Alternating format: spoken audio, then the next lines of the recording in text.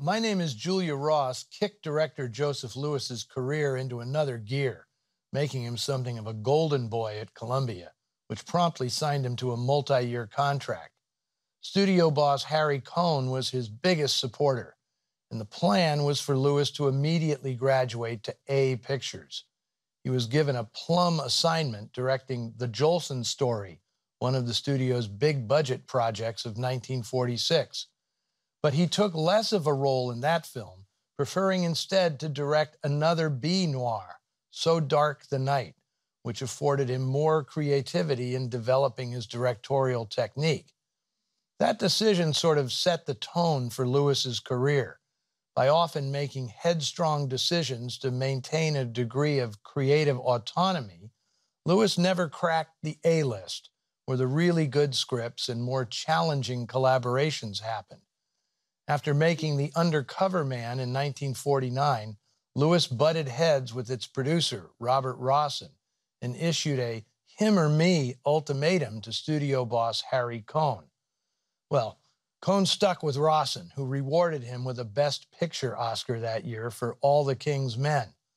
Lewis angrily broke his Columbia contract and went to work for independent producer Frank King, making the noir classic Gun Crazy. If not for his combative nature, it might have been Joe Lewis directing From Here to Eternity at Columbia, instead of hired hand Fred Zinnemann.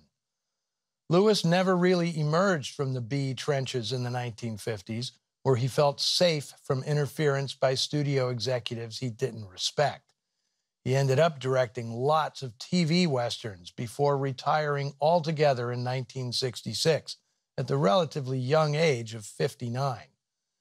His cameraman on Julia Ross, Burnett Guffey, went on to become Columbia's premier director of photography, winning 2 Oscars, the first for From Here to Eternity, and another one 13 years later for Bonnie and Clyde.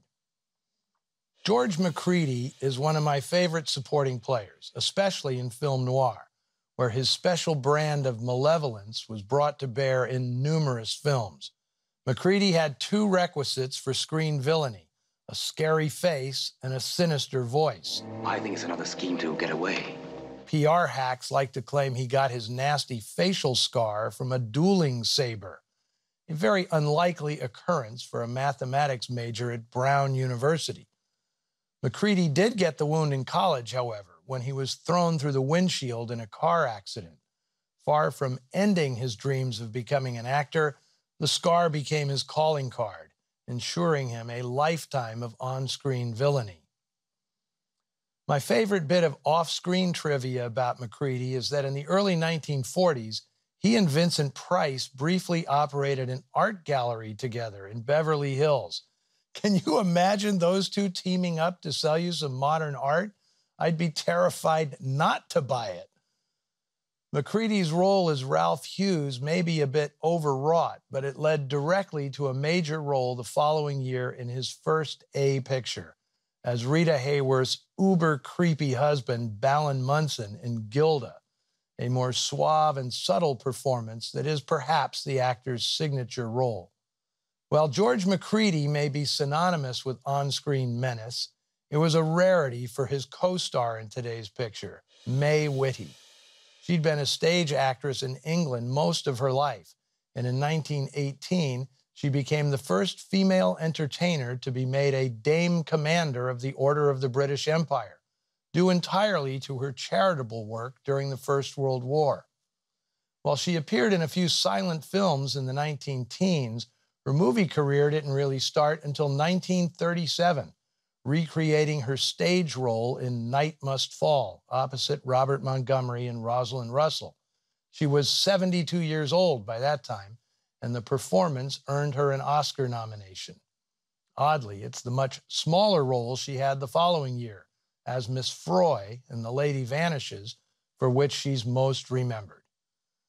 I spoke about star Nina Foch at some length last year when I showed The Dark Past, where she played the Moll to William Holden's Escaped Outlaw.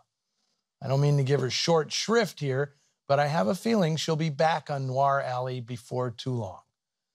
Next week, we'll have something completely different in store, a widescreen color film that's a unique hybrid of several genres. You definitely don't want to miss Spencer Tracy having a bad day at Black Rock. Until then, see you in the shadows.